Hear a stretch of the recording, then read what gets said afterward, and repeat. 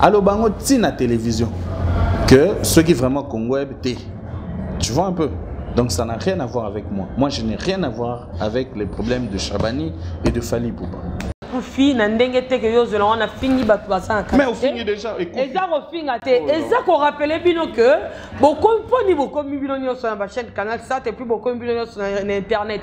Pour remarquer que qu'on vend kaka nini na télévision locale et ont calé bino to zo kanga bino yango na beaucoup na chaîne Canal 7 combien de sites bazui na vani na salle émission na sans autorisation en plus. Non. Gloria Olangi yona boelani. Yona Gloria Olangi. Yona Gloria Olangi boelani. Mais vous avez refusé internet, mais vous l'avez sur internet. Nous sommes sur la chronique Fouati. Bon, merci pour tout, merci. Yona Gloria Olangi boelani. C'est ça. Répondre. Mais bon, kaka boa l'occasion de logo to comme jalouse na ye, so monozo bete kara. Pour la créer boetia. Je veux dire 2017 oyo eza ya kolinda baki bana London City batongo je veux dire salon ekomi kaka moko na bamboko oyo beauty evaluation eyeli bino solution onga ifo kaka groupe ya libanga talo onga posa perruque brésilienne yaka na kati ya beauty evaluation heba yoyo okukuta toutes sortes de coupes, toutes sortes de couleurs et de perruques naturelles. Yango to bengisi bino nyonso bana London City, bana Birmingham, bana Manchester, bana de partout dans le monde. Boya ebele komona mosala na beauty evaluation heba yoyo. Adresse 556 Lordship Lane, Wood Green, London, N22 5DY. Contact 079 60 15 91. Bonsoir à tous et à toutes, bienvenue chez nous à www.bistar.télévision. J'ai vraiment le réel plaisir de savoir que vous êtes si nombreux, connectés, branchés chez nous. Aujourd'hui, je vais vous présenter mon invité de ce soir, il s'appelle Willy KMB. Avant tout, je vais dire bonjour à celle qu'on appelle Béni Samba Câble-Mère, ainsi qu'à Francis Iba, sans oublier Aimé Bidosha Autoruta. Là, je suis avec Willy KMB, je dis bonsoir Willy. Bonsoir Yvette. Comment vous allez? Ouais, ça va. Dans votre peau? Toujours. Voilà, les gens aiment bien Willy KMB. Pourquoi? Parce que vous savez qui est, vous avez vraiment besoin que maman Kambebele ou Botuna Kenga, va questionnaire na bien comment qui en les gens na save nos plaisirs. Et on y a bien au grand mot qu'on a 4 biso donc il y a Balé qui papa na biso président de tout le vrai. Toi il on a dit cela vrai Willy KMB président de tout le vrai c'est quoi? Vrai, c'est comme on le dit toujours, c'est un état d'esprit. Quand on a vrai, avant tout comme on a action à biso, c'est d'abord un état d'esprit. Je venais au Banango, un projet nous sauté en aventure après comme il paye Togoloba. Et le moment aujourd'hui nous réalisons déjà des grands projets. Nous faisons des marches de santé. Nous produisons des artistes et puis nous avons quand même beaucoup de membres dans le monde entier. Il y a des vrais de Kinshasa, de Congo, de Brazzaville, de l'Europe, bref, du monde entier qui existe. Vrai, c'est comme on le dit, on a toujours besoin des gens qui sont vrais. Bateau yo, baza saint d'esprit, c'est vrai qu'ils ont moi pas retrouver bango partout, mais nous on fait un effort pour essayer à ça la promotion, il y a bonnes mœurs et puis des vraies valeurs, il y a culture amour cannabis et surtout dans la société aussi. Vrai zaraka et le besoin englobé mamien soto malamu, des gens qui sont en train de promouvoir le bien, des gens qui sont positifs dans leurs projets et surtout aussi c'est un clan où on peut dire aussi c'est l'ensemble des personnes qui croient plutôt na idéologie mrobo idéologie on est au ben en vrai na katiwana so na bani olobango to banda sikoti mais Bobby la katia il y a groupe il y a vrai il y a plus de filles que de garçons Bobby non lui quand bana va vieux belé yangona ça la vrai pour mutunyo so on a besoin filles aya est-ce que c'est vrai ou c'est faux? mon tuto akoloba ndenge alingi les interprétations à bateau. Avoir des vieux, moi je pense que c'est déjà une très bonne chose. Ceux bateau balobi que non ba c'est bien. Ceux bateau balobi pe que non ba fille ba leki mi bali na kati vrai c'est aussi une très bonne chose parce que na makambo biso toza osala o soza na bateau baza soutenir yo ko le capacité et à moi passer dans notre métier parce que basi bakaba plus que les hommes, c'est ça ou non, ça n'a rien à voir. Moi je pense que même dans la Bible na makambo etali ba église vous comprenez raté. Excusez, vous comprenez raté pourquoi bah pasteur, bah dirigeant, bah comprenant que quand tu es entouré des mamans, des femmes, des sœurs, propagation et un message ils sont différents. Moi ils ont honneur, ils appellent et l'homme bien pour n'anga ce bolobi n'anga n'engi wana. Donc voilà quoi. Chez nous, nous avons tout le monde. Il n'y a pas que des femmes, il y a aussi des hommes. Nous avons les Babi Menzongo, Toana Nico Kalamba, c'est un journaliste très intelligent, il est beau. Apena Bato et Belé, puis ça, on a chaîne mais il est avec nous. Ce n'est pas pour des raisons évoquées, non, ça n'a rien à voir. Ah ça, vas-y, réponse. Makambana, Willy Kaimbe n'est plus à Congo, Monsieur Chabani, c'est vraiment son vieux, a aidé au Pemingi, Willy Kaimbe était ordinaire, mais grâce à Monsieur Chabani, tu peux découvrir talent et à Willy Kaimbe. Mais aujourd'hui, à notre grande surprise, Willy Kaimbe n'est plus à Congo, c'est qu'on digital. Bah, raison à eux amis.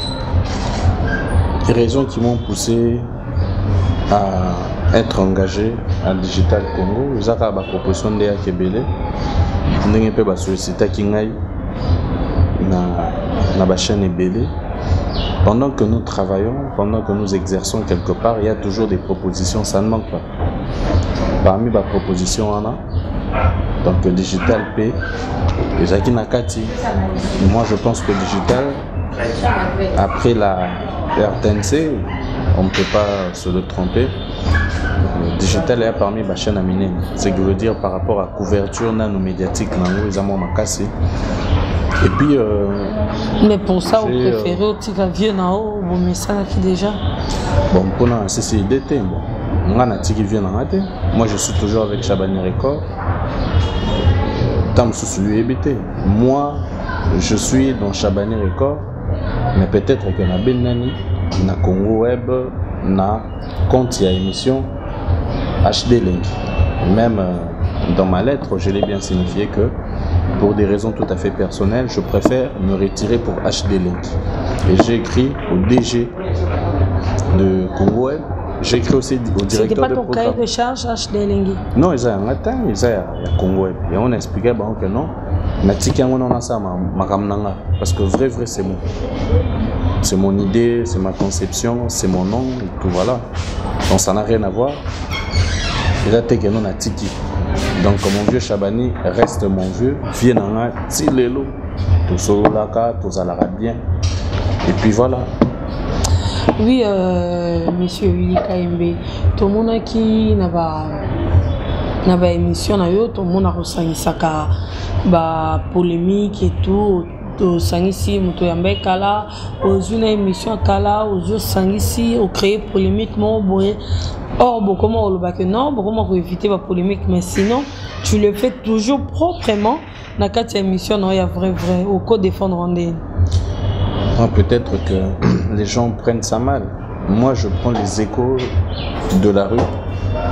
Je prends aussi Renyaka. Donc là, on parle-moi un peu Yo Solarabien, par exemple, na Gelor Bitankuma. Na mona Gelor mo ba publier sur internet sur et tali to elobi li kamoboye boye na boye. Explique-moi un peu c'était comment. Tu vois un peu. Explique-moi un peu c'était comment. Ngasiko au lieu na kene na mamba expliquer. Na juka image mbala mona che. Donc toi qui na yo na période boye mais t'as les logos Renyaki par exemple. Pourquoi expliquer en dernier? Voilà. Talelo et l'Obama Giboui. Moi, je suis en train de mettre. On a fait accompli. Je suis en train de mettre rien que les images. Je mets des images avec les preuves. je relis les images aux paroles. Et là, tu vas mettre tout dans la cité. On a mis ça, on a poissé. Et ça m'a bêté. Et ça a polémique. Donc, sur le but que nous sommes proprement, je pense que c'est payé. Parce que soit il est salité, on a peut-être salité. Voilà, il est avant, on a demandé que tu remarques que non, on est journaliste à TV. Journaliste à TV, vous avez un peu méfiant. Biso bato benga journaliste à internet ou benga biso ko benga biso ça des chronique froide. Bozaki vraiment la méfiance ya makasi pour un journaliste internet. Est-ce qu'on a une différence nini bozaka entre journaliste à TV et journaliste à internet? Moi j'ai jamais tenu ce genre de langage. Nous tenions surtout à ça na respecterai. Voir que nous avons télémé la bateau et un journaliste internet, seulement que tout le monde a sa façon de communiquer. Azo utiliser par exemple télévision, nous avons utilisé radio, nous avons utilisé presse en ligne pour laisser un message. Pour nous, j'ai jamais fait une différence pour ça. Ceux qui disent ça, je pense qu'il faut tout na bango. Moi j'ai jamais fait une différence. Tout toi ça c'est bien pour lui. Ça bien, il y a des normes, la déontologie journalistique. Ils en ont peu m'embêter. Pour nous, ils en ont peu bien pour nous. Je pense que chacun de nous est libre d'exercer son métier. Moi j'ai jamais qualifié de Oyo Bouna. Non, ça n'a rien à voir. Mais si on n'est pas qualifié, on va être journaliste à TV. Non, ma réponse c'est pour dire que non, je ne suis pas de leur avis. Je ne qualifie jamais quelqu'un parce qu'elle est à la radio, elle est à la TV, elle est à internet, au hasard, ma casse pour les cas, au hasard danger pour les cas, non, ça n'a rien à voir. Pour moi, c'est lui qui exerce ce métier, qui a sa carte, un journaliste, je pense que Nani, Moussala Naye, sa carte pour nous le hasard tel. Je respecte tel. Moi, je ne juge pas les gens. J'évite de juger les gens. Et je n'aime pas vraiment cette position-là. Je suis internet, bazan. Mais Mikolo, on a mon journaliste à TV, presque beaucoup médiatisé pour l'émission à partir d'internet. C'est dû à quoi? Pour moi qui éviter, c'est que ma casse, il y a internet sur le cas TV, beaucoup TV, non, ça n'a rien à voir. Les moyens de communication, tout comme IOP, ce que vous avez opportunité, c'est que il y a des chaînes qui diffusées des émissions, je ne pense pas que au déplorant, non, je ne pense pas. Ils ont avantage pour la visibilité. L'internet déjà, mais toi parmi bateaux, tu recevais bon. Tu as le grâce mais ils ont que toi qui n'as vu Nabiso Chabani a compris déjà vitesse à Makambu parce qu'il y a une photo. On a commencé à diffuser la radio qui passait ici à Kinshasa en FM, les autres capés internet. Donc différence c'est mon émission déjà tu as un avantage déjà Kala sauf un monde là émission que non Babylone mususu zala susu na makasi pena mingité internet et ko prôner quoi za moi likolo. Donc, il y a un problème. Si je diffuse mes trucs sur internet, c'est justement pour que le message passe. Nababisiga Oyo, Moutouta Moussou se revend la tépoisela que 13h, Nazela, Yvette Kalombo, Ariambatel, Moutounon. Mais sur internet, tout le monde a le droit et a l'opportunité de suivre quand il veut, où il veut. Et voilà. C'est aussi ça le avantage pour Nabiso. Et déranger si on ajoute un plus sur ce que nous avons. Voilà. Si je peux changer de sujet, Navi Nayo, depuis Bandam Salwa qui journaliste, mais tu vas pas me dire qu'au début c'était facile pour toi, sûrement c'était un peu difficile, comme tout début a été toujours difficile. Et ça, Navi Nayo, Navi Nayo, qui journalisme depuis Banda. Nani yango to invité ni yango les ayo de plus. Kolezenga, t'en fais pas. Inviter Kolezé et Kozangate. On appelle ça les risques du métier. On ne peut pas étaler ça. Et ça, ça fait partie de notre métier. Moutoumousso Robin, ça y est, par exemple, il y a 13h, il y a 14h30. Là, aux autres des annoncés, ça va te déranger. Mais léser comme tel, je ne pense pas. Parce que moi, genre émission on ça la surprise, tu peux aussi être déçu par la réaction de quelqu'un. Au bien ici, Moutomo ou Emia CPDT, et après ça crée un petit désagrément. Mais il y a tellement simplifié à ma cam que Moutoko les enga ya moi passé. Dans la monde mon bébé normal. Mon bébé na mon normal. Me léser c'est trop dire que non ouais, c'est prenant ça là ma non. J'ai pas vraiment eu ce cas là. Donc ce moutassa il cambo, je pense que c'est normal pour nous, je le comprends. Mais ça ne m'est pas vraiment arrivé parce que moi je me prépare toujours. Je pense que j'ai toujours des plans B. Ce qui est là qu'on a préparé qui et qui n'est pas cancellé, je prépare toujours quelque chose pour remplacer, pour que nous allons les aider dans son soin. Et bon, meilleur souvenir, non? Meilleur souvenir, non? Non, Moussa, le journaliste, depuis Bandati. Il y en a plein. Si, mais le meilleur. Le meilleur, c'est comme si au Saliban, au lobby, non tellement dans l'équipe. Non, mais tu vas pas me dire que le parent aime tous les enfants. Non. Mais on a il y a toujours. Non, mais les autres, il y a mis Willy Kaimba cœur ouvert. Meilleur, dis-toi. En tout cas, le bâtiment que meilleur souvenir, parmi d'autres, j'ai rencontré quelqu'un qui a cru en moi, que je ne connaissais pas. Quelqu'un m'a recommandé après, à un moment donné, le gars est venu à Kin, on s'est rencontrés. Il m'a fait cadeau d'une voiture que moi-même j'ai choisi. Donc, il a besoin de voiture à Jean Bobo. Nathalie, Jean la voiture en propre Sika, il y a Pembe. Il y a Pembe. Il y a Mercedes. Il y a Pembe, il y a loco, il y a moto. Ouais, il y a parmi les cadeaux pour Moussoussou. Il y a que Ami Mourou se pesanga. Bon, écoute, on fait ça. Tout ça, on a. Et puis, comme moi, je n'aime pas trop me baser sur le matériel, j'ai fait ce qui peut rester, même après ma mort. J'ai fait quelque chose qui peut justement justifier fruit à mon salon à Salaki, quoi. Donc, na ba voiture j'ai eu beaucoup de cadeaux à ma voiture. Bakabelinga oyo, soit un peu simbo ndam ba singa. Ils ont avantage à Moussala. Moi, je ne suis pas du genre, il y a Bakabelo Moutogozo Bombo, Bimsawa, Yosombiango, non. Il y a un salama, parce que tout ça vrai. Le vrai. Ah, ça. Oui, Willy Kaimbe, trop confiolomité. C'est ce que toi tu penses? Willy Kaimbe, non, c'est pas seulement moi, je suis là pour parler des autres. Oh, Jaska Voula Lubaka. Les murmures, les disons. Hein. Ce qui s'est dit, quoi. Ce qui s'est dit derrière le mur, c'est ça.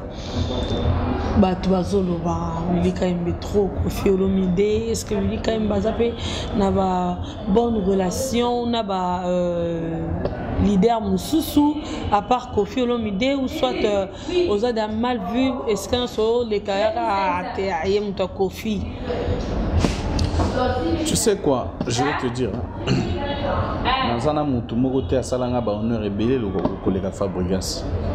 Et ça la ngam tema passe l'air boloba ka kena Kofi Fabregas a même cité mon nom plus de 2 fois dans l'album. Ça a plaisir et belé. Non, Natangi Kombo n'était parce que je ne parle pas de sa génération. Non. Je parle de la génération à Kofi. Donc Jibem Piana, Weranson, paix à son âme, Papa Wemba. Ngana papa, tam subinu boebite avant Koufa. Papa Wemba confie à Mambo belé avant Koufa. Jibem Piana vient nanga donc série Mogo toi qui vraiment naïe très bien. Il y a que Tovandi, Tokutin, Tosoli, j'ai invité une fois dans Montfleury. C'est rare, mais moi je suis parti là-bas. C'est un homme, c'est un vieux, un grand frère très bon. Il m'a servi un whisky, et ça les gens n'en parlent pas. Pourquoi? Parce que pour un bateau trop Kofi, c'est pas mauvais de dire ça, mais Kofi c'est un grand de notre pays. Il faut jamais oublier ça. Il y a le quoi là. Aux amis qui la poto babi que non au pire muta Johnny à l'idée. je pense que Joël c'est on a la fière. Quel quoi au pire Michael Jackson. Je pense que Moutouana on a la fière. Les gens disent ça, mais toujours pas des preuves. Les ont dit, comme tu viens de le dire tout à l'heure, Kofi c'est mon vieux. Je suis fier d'être parmi les journalistes qui ont la facilité. Et on a une interview, si on a besoin d'interviewer Nazorango. Mais au lobby c'est que depuis la digital Congo yo beti masolo non na mbi Kofite. Mais na mbi Wirason, na mbi Ferregola, na mbi Papa Lutumba, na mbi artiste Bele. Au beti so na bango te. Pourquoi pas ah mais oui, pourquoi pas eux et seulement Kofi le minute Wirason. Vieux nangado, vieux mogo donne habité, vieux mogo sans parti pris, ni complexe, ça sera gentil, mogo impossible. Soy batu ba monique non, batia Kofi, c'est que ba monique, moi c'est mon mogo boé, moi quand tonton mogo boé ça, par rapport il y a eu la relation on a Kofi qui est un batu. Oligi bachandeo, babetane masou na yo. Malheureusement, c'est pas moi. Malheureusement, mais non, c'est seulement savoir garder des bonnes relations. On a un vrai. Les artistes, baza vrai vis-à-vis nanga, on est vrai. Aux hommes, je n'ai pas qui ngana Kofi, to vandara, to soli, le quoi vieux, appelle ça un conseil, n'engé péji bapé ça un conseil, appelle ça un conseil, Wirason, tous les artistes Ferregola. Oui, parlons de Ferregola, Willy KMB, trop Ferregola, Papi Boma, trop Fali Poupa, Bobino. Willy KMB, c'est rare, Ayamba Fali Poupa na émission, donc il reçoit presque pas Fali Poupa. Papi Mboma, c'est qu'en 2017, quand tout le monde a recevoir Ferregola, qu'est-ce qui s'est passé? Il y a quelque chose qui se passe en coulisses, tu as évité au dévoilant les loups ou comment? Bon, Ferregola, c'est un homme bien. Il est gentil. Fali Poupa, c'est un méchant. Fali, intelligent, gentil et aussi bien. Et aussi. Moni, non, parce que j'ai parlé de bien. Ah, ok. Il est bien. Fali, Azamu tout le monde n'est pas cannabis. Donc, tout ça Fali, t'es le roi papier, mon boy. Non. Place Nazaraki na Congo, mon boss, mon patron, Chabani Record, avait des antécédents, des problèmes avec Fali Poupa. Ce qui a fait que. Non, je termine. Ce qui a fait que Fali Azao le Kana Congo. Ok. Oyo siko bino boyebi te tam mususu. Ba welani. Non, je sais pas, c'est sa vie, c'est leur vie. Chabani, Fali, yama na bango. Yango ne mute salai que. Obombi. Non, na ko mané. Pas de problème. Non, ça n'a rien à voir. Peut-être tu confonds les choses. Moi, Chabani est mieux placé pour parler de lui et de ses problèmes avec Fali. Moi, je reste son petit. Donc, pire vient en a kati. Donc, pire de Oyo Gabna qui vient en a dedans. Donc, chaque jour, tu es là. Namambwe sema na Congo bwana donc tu vois. Donc, ce qui a fait que Fali a collé kana Congo. Mais ça ne m'empêche pas que Nakota, na concert, il a fallu pour les musiciens, il a fallu presque 80%. Tout son habit son abat. Tout son habit son. Mais pourquoi on a fallu depuis le mois Congo? On a tout le mois, ça fait 2 mois, non? Fallu. Fali Kalaminita wa Azaïga wa te numéro aux États-Unis. Willy KMB solo la kana Fali toté. On a grand artiste. On a un problème contre lui. Fali c'est un grand. Je collabore avec lui sur le plan professionnel comme tous les artistes. Tu vois? Parlez. On a tout problème. Donc, je vais t'expliquer un truc. Oui, vas-y. L'air Fali Azoswana Chabanité. Moi aussi, il y a eu des barrières.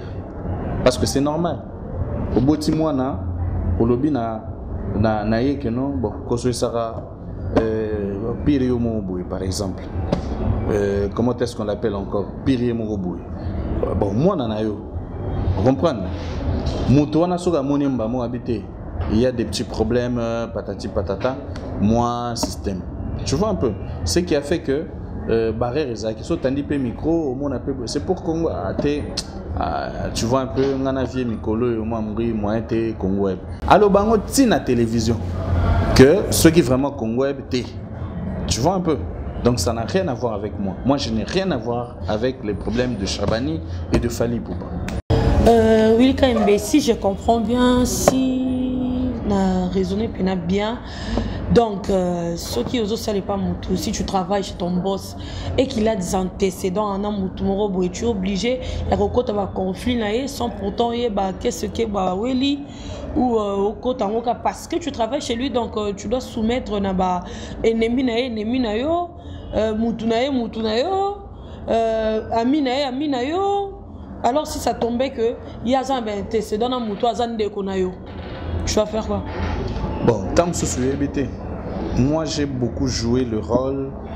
Il y a qu'à faire comprendre, viens en amour Chabani Record, pire viens en aïe que Fally Poupa za petit na il faut basso.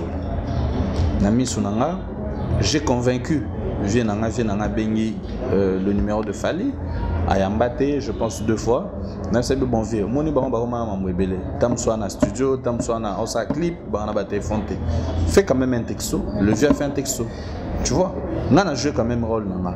Et c'est tout à fait normal. Ocho lo bangwa. Ya lo kwa ozana ndako na yo. Opekisa muto va na salon na yo.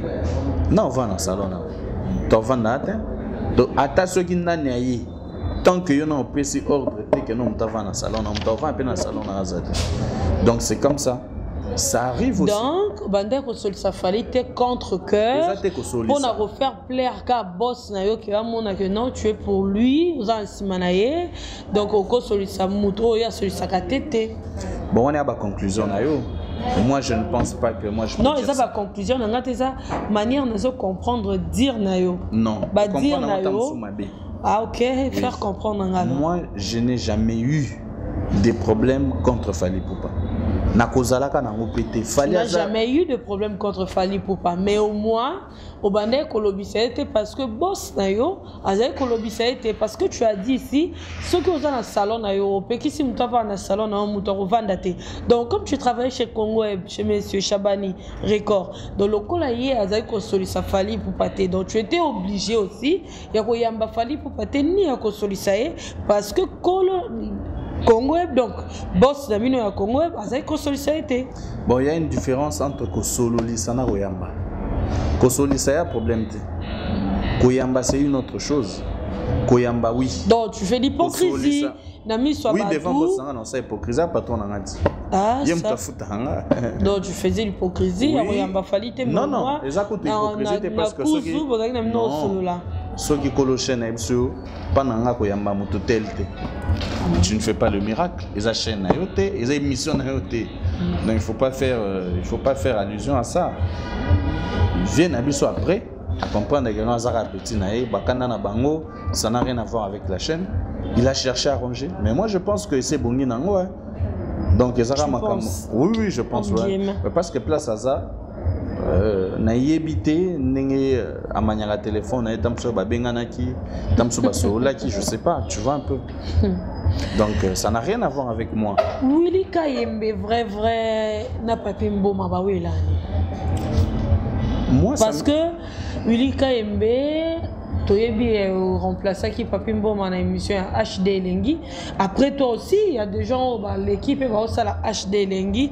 Donc je ne vois pas que Yobo a une rivalité na Papi Mboma parce que Yobo aux appels à rivalité t'es non plus na bateau batikali ba aussi à HD Lengi. Willy Kayembe et Papi Mboma. Bowe la ka moi si bowe la ka nini Willy Kayembe bala na yo. Papi Mboma na balita zo bala na eka mingi te mko bala ye mo yebi binomi balé bowele laka nini tu trompes ta femme avec une autre bowele la na Papi Mboma ou bowele laka leadership bowele laka nini Willy Kayembe et Papi Mboma. Bon ngana tikala jamais koloba que ngana tel mutu towela likambo to dans un problème. Je pense que c'est les gens dans leur tête qui se disent que non, tel et tel va coopérer, tout va un problème. Mais non, on peut bien voir. Tant parce que bah bon maté, Moutoro à la fin va monique que non, Yvette à Solarabiana, peut-être Jolicia. Bah au monde que non, à Solarabiana Tant que non, les journalistes sont capi, basolara bien, basolara très bien Willy Kaembe. C'est parce que on a habité ensemble. Donc ce n'est pas tout avant de la quoi, n'a moni papimbo ma koti à Pessim Congo. Willy Kaembe koti on dirait que papimbo ma été à Pessim Congo. Les gens savent bien voir que non, bozo solo la tête, donc ça se voit. Yo mon ami soit. Plusieurs fois, vrai. Ouais. Non, ne me pose pas de questions. Je sais que tu es aussi un journaliste, mais c'est mon plateau ici. Non, ça n'a rien à voir. C'est pas Digital Congo, monsieur Willy Kaembe, je suis désolé. Ça n'a rien à voir. Soit na pousse na tanga comme on est, na tanga comme on est pas timoma. Toi et l'année. Toi na même ongle. Il y a ironie. Non. Toi na même. Toi na banenge mogote. Ça veut dire quoi? Chacun de nous a sa façon de faire les choses, chacun de nous a ses visions, chacun de nous a sa famille, chacun de nous a un cahier de charges. Ça n'a rien à voir. En tout cas, quand on a un makambu, on a bango, aujourd'hui le kambu. Oyo ba betelo na cité, na coin, na camarades na yo. Aujourd'hui comme betango pa batunyo soto. On a tenu mon colonie na sollicité. Non, c'est faux. Non, c'est faux, ça n'a rien à voir.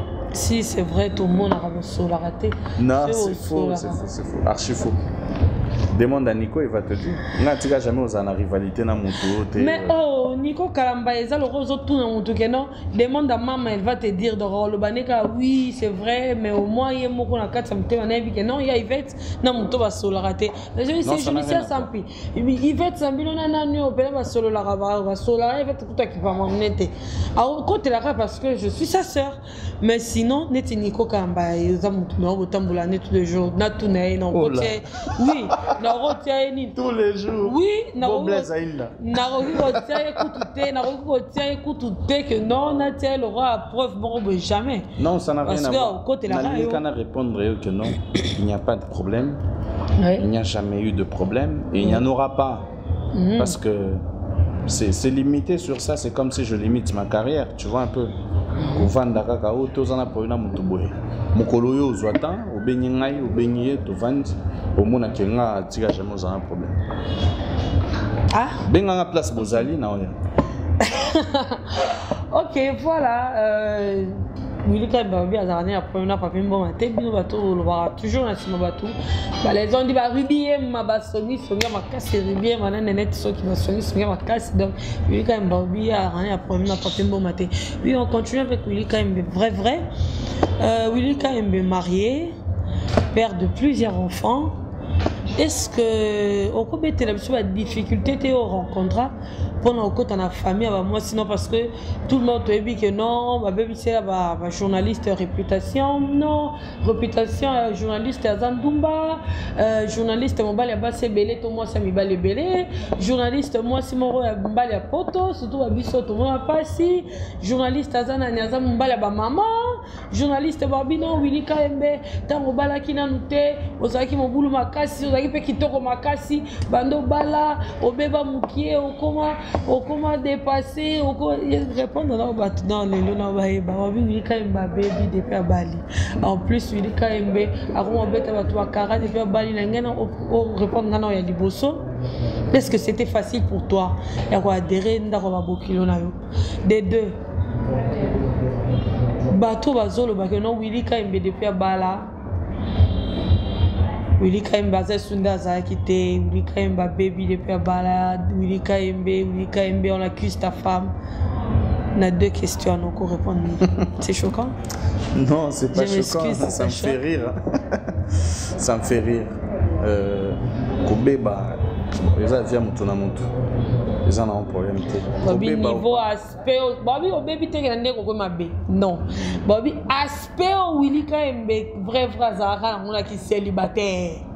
Il y a un moté d'Azana on a qui marié. Il faut que na girlfriend no mai kalamba ina no to na yo manengwa. Non, ça n'a rien à voir. D'abord, je vais te répondre un truc. Nous confondons parfois les choses. Chacun de nous a sa vie privée. Oyo nga na zomona. On a payé na mona. Motoye bien wazate. Moi, je n'ai jamais parlé du mariage à la télévision. C'est les gens qui racontent. je pense qu'à un moment donné, les photos à la moins discipline. Moi, je ne parle jamais de ma vie privée. La télévision, on va expliquer aux mariés ou pas, ou se peiner, se peiner. Sinon, tu es libre, sans marié, tu es libre de dire que non, je suis marié, je suis père d'autant d'enfants. Toi, tu penses que quand tu portes une bague là avec laquelle tu te promènes partout dans la ville, là, tu voyages avec, tu vas partout avec, c'est un problème. Et Moutorier Baté que lui il est engagé, non? C'est pas ça le débat. Moi, mon problème, c'est quoi? Mais oui. Ben, c'est pourquoi moi je te dis que non. Et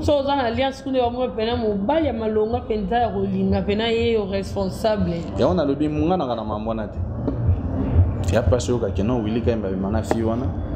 Willy Kaimbe abala boye. Ça j'affirme. Willy Kaimbe bona non. Ngai bato basala vie na bango vandi abimana ba 600, abimana ba 1 million. C'est leur vie, sa discipline à Bamane Bakolele. Je ne raconte pas, je ne parle pas de ma vie privée. Na micro nayo, na télévision nayo. On est là, je parle de ma profession. Je peux parler aussi, moi, Mouké, sur les retombées de ma profession. Nengo lobika ma balaboué. Mais pour Nanga, c'est important de expliquer awa. Donc, team comme sous-soye, ça n'a pas de sabana nanga, non. Donc, excuse-moi. Je ne suis pas mieux placé pour nous lobby dans ma nengewana. Et puis ça n'a rien à voir. Nengo lobby wana baby moi moké. Les avions tout ça lobby nengewana. Stress charge. Ça n'a rien à voir. Les charges on les a toujours.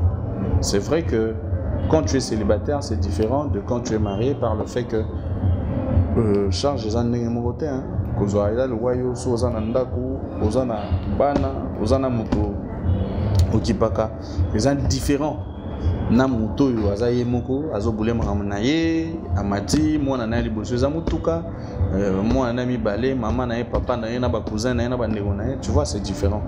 Mais tout le monde est libre d'émettre son avis sur ma personne et là que ça que na homme public na les capés na télévision bato bakotonganga les a problème té.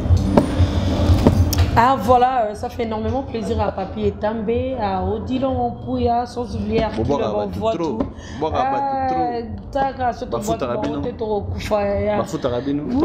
Internet en bravo. Après, mais Papi Etambé, hein. Et tu fais une mouzango, ya. Non, le prix de Senga. Quand il est en 2500 par mois pour Nalibanga. Siméon Moussindondo, donc n'en parlons même pas. Docteur Jeff Njadi, le tête à don de Dieu.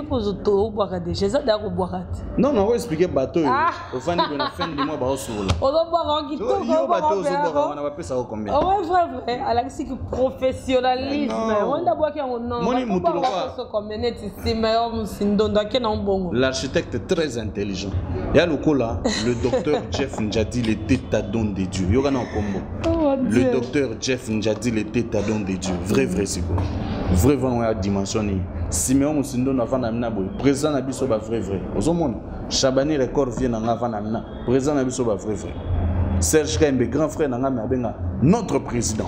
Bon, Thierry Maolo, Papi Etambé, Vicky Douala. Il faut prouver le contraire, maman. Bon, évitez de rien, Batomakas. Il y a 2500 par mois. Il y a Baraka. 2500 c'est un bon. Qui est bon 2500 c'est un bon. Mais les points à 2500 ici à des jours. Bon 2500 c'est un bon. C'est pas possible. Voilà, on continue. On chute déjà vers la fin de cette émission. Willy Kaimbe, quelques mots de la fin ou soit il y a une question ou une suggestion que j'ai pas pu te poser aux allemands souci mon roloba et que na bossa na peut-être roloba moi qui beaucoup plus tôt le vérité nous ça na miso ça la baby wana yo mutolobi yo bige salinga pasi so ça musala oyo zo finga donc salinga na finga on na lobby baby surtout na télévision bobi bino pena ba journaliste à TV to tebino mulunge makasi bon dimanche. En tout cas, on est à vie. On dit bien que tu as un mulunge. Yo lo baké musale bébé. Tu vas canal ça te comme bien en boka mobimba. Ba chaîne à télévision peine comment suivi qui est par rapport à la chaîne télé il y a le monde entier, donc Canasat, DSTV, tout ça là. Bon, ceux qui sont journalistes, c'est déjà aux sa opinion. On a habité sur Batou Balobani. On est journaliste internet. C'est quoi, il y a un autre Loba? Tu baby, t'es bin, non des baby. Non, il y a un autre. Je vais te dire. Pas trop parler, il y a un délo qui est le Congo, et puis on a Canal Sat, digital, nous avons Canal Sat, c'est voilà. Ok, on a par rapport à vitesse âgée. Bon, ce qui me fait mal aujourd'hui, c'est quand quelqu'un se lève pour parler, déjà la personne elle-même qui pose des questions à une position, ça fait trop mal. Ça veut dire quoi quand tu me dis que non, Moussa les bébés, au salaire par rapport à nous? Quand on a sur internet, c'était un journaliste à TV. Comment tu as ma question? Moi, je suis journaliste. Non, je veux. Eh bien, il semble câble mère. Oui, ma barre, je suis journaliste. Il y a un rôle.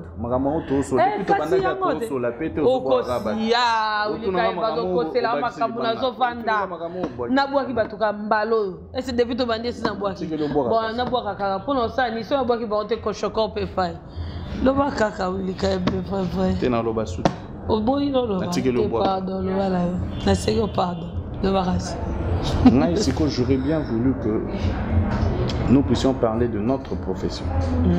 J'aurais bien voulu, c'est vrai les ondits existent, mais que nous puissions un peu éclaircir avec beaucoup de précision sur ce que les gens ont besoin de savoir.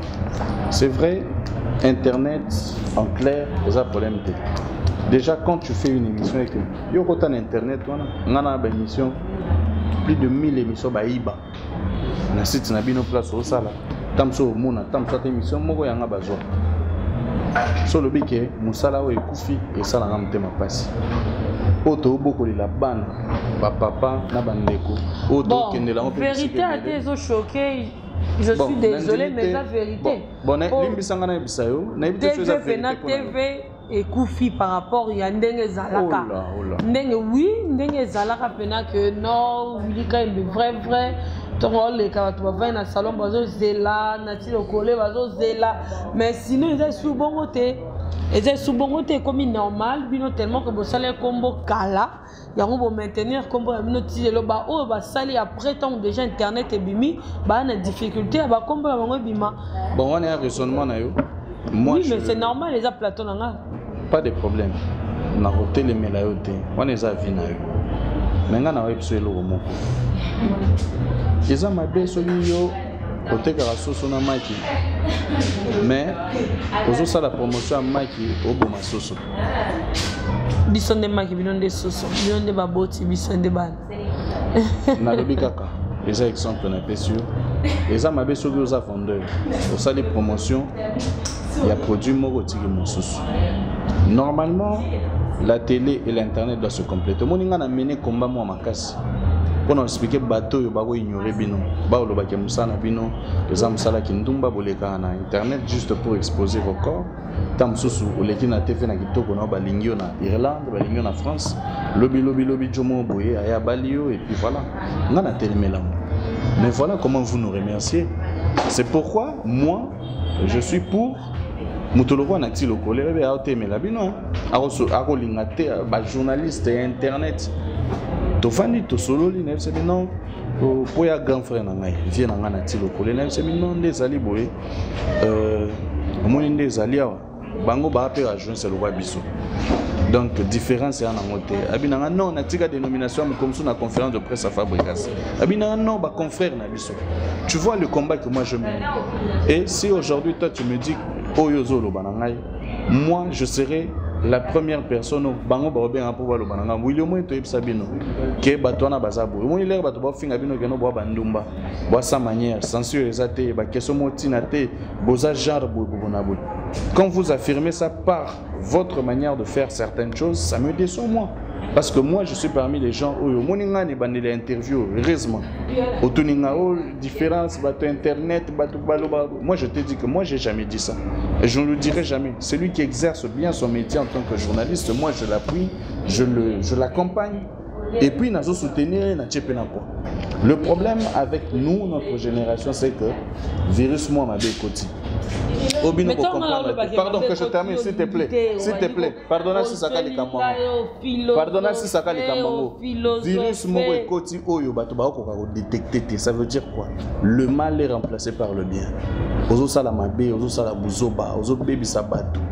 Mais ozo kansala quoi yango ne bien. Par l'internet, ça veut dire quoi? Yo vandi au commissi. Moi indirectement je t'ai fait une reproche pour te dire que toi ça l'émission par respect à nga muto yambi. Ha, tikata ko pomper moi batouana. Ozomona. Deuxièmement mon que si ça t'a moi question, apprenez au pomper ta batouana ta na souka ta nini on a pomper na. Eza problème te eza émission na yo. Mais ce qui me fait mal, cette petite déontologie là que vous ne respectez pas, batomiso ba olé la mo fufu. Niko Kalambe va futa $2500 na radio Kapi pour na musala wana. Ngai bafutanga autant ngana ko yebisa mutu te bafutanga autant parce que le salaire quand même c'est individuel.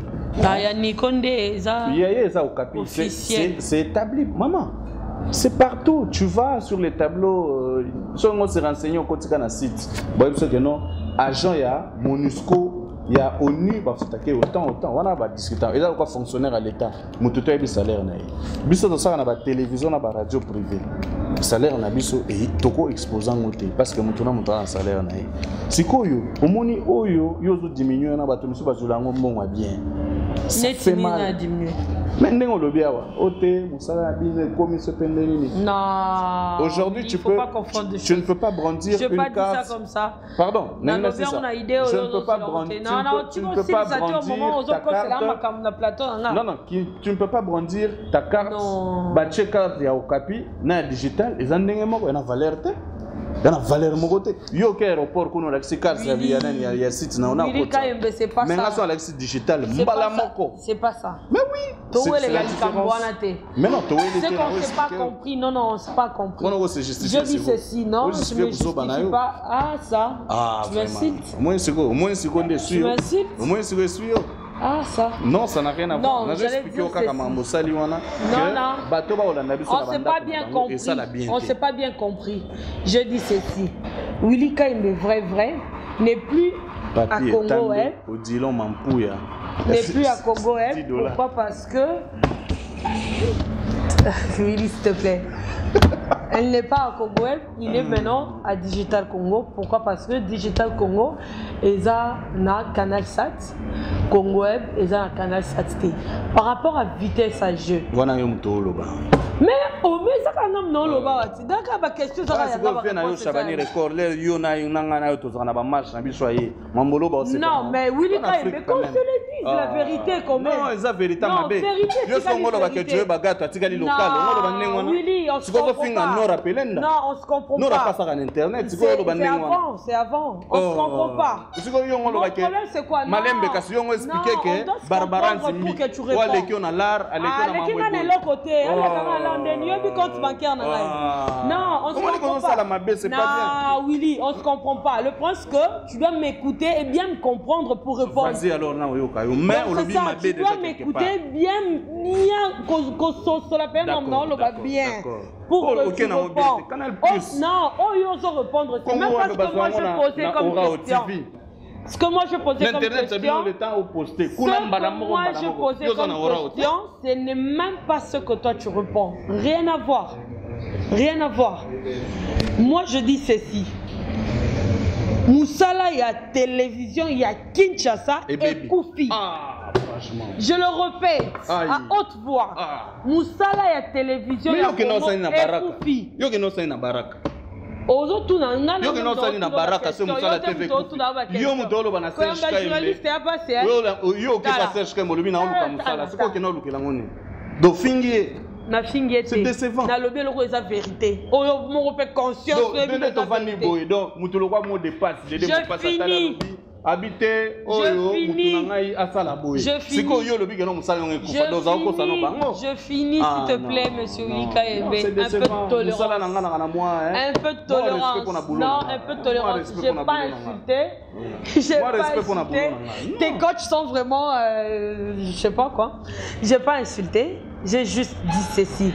Musala mutu ya télévision et kufi na ndenge te que yo zela on a fini batu basa. Mais au fini déjà et ça refinga te et ça qu'on rappelait bino que beaucoup poni beaucoup bino sur la chaîne canal ça et puis beaucoup bino sur internet pour remarquer que qu'on vend kaka na nini na télévision locale ezo kale bino to ezo kanga bino yango na beaucoup na ba chaîne na canal 7 euro tout na ndeni ngam no tout na ba question. Combien de sites bazui na vandi na sala émission na ba sans autorisation en plus. Non, tout la question. On a un site à Tamorote, on a un site. Donc je suis désolé. Donc quel est retour na bango? Aleki ngati asala ka site. Alors le ganga netseloni. Donc Frank Stema aleki yo. Frank Stema aleki ngaka na ofinga bato. Oh, on m'a potongo pa aleki yo. Oh le ganga na nini? Oh mais qu'est-ce? On va potongo nde wapi? On m'a potongo asala na site babilo raba internet, on a pesa kana numérique. Monika efficace à moi avantage par rapport. Mais non, non, on peut ça par exemple. On va potongo on n'a rien à voir ici. On peut potongo mais yo so ignorer bondeni. Tout ça qui na gloire olangi. Te ozo répondre na comment répondre yo? Mais non, on comprend le non. On a pour la battu, mais le conflictuel. Il y en a gloire au langue pour sola la soutenir le lot. Pourquoi? Boé la paix le côté. Caméra zika. Oh, s'il te plaît. Gloria. S'il te plaît. Caméra zika. Mon est quoi conflictuel? Oui, voilà déjà à la fin. Merci pour votre fidélité et votre confiance. Tout le monde gloria au langue. Yo kota nous na vacances qui Kardashian ce penini wana. Mon isiko. Ah. Tout le monde TV na biso kufi. Ah, bon accueil, merci beaucoup de m'avoir reçu. Je remercie Nico Kalamba. Non, c'est pas toi de désannoncer. Le désannonce, où t'as eu le producteur et un garçon? Oui, ceux qui m'ont eu, il y a plateau Badiga. Attends, qui journaliste à vous. Mais on a juste bon, ceux qui n'ont pas bête. Non. Gloria Olangi, il y en a beaucoup Olangi. Il y en a Gloria Olangi. Il y en a Gloria Olangi, Olangi. Mais vous avez refusé Internet, mais vous l'avez sur Internet. Nous sommes sur ma chronique, Fouati. Bon, merci pour tout. Merci. Il y en a Gloria Olangi, Olangi. C'est ça. Répondre. Mais bon, quand on a l'occasion de nous retrouver comme jalouse naïe, sur mon ozo bête cara. Pour la créer à Boetia. Au revoir.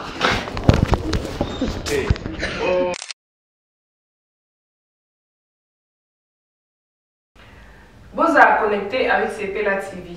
Décodeur Yabanamboka. 85 livres les décodeurs, peut 4 mois il y a au filet.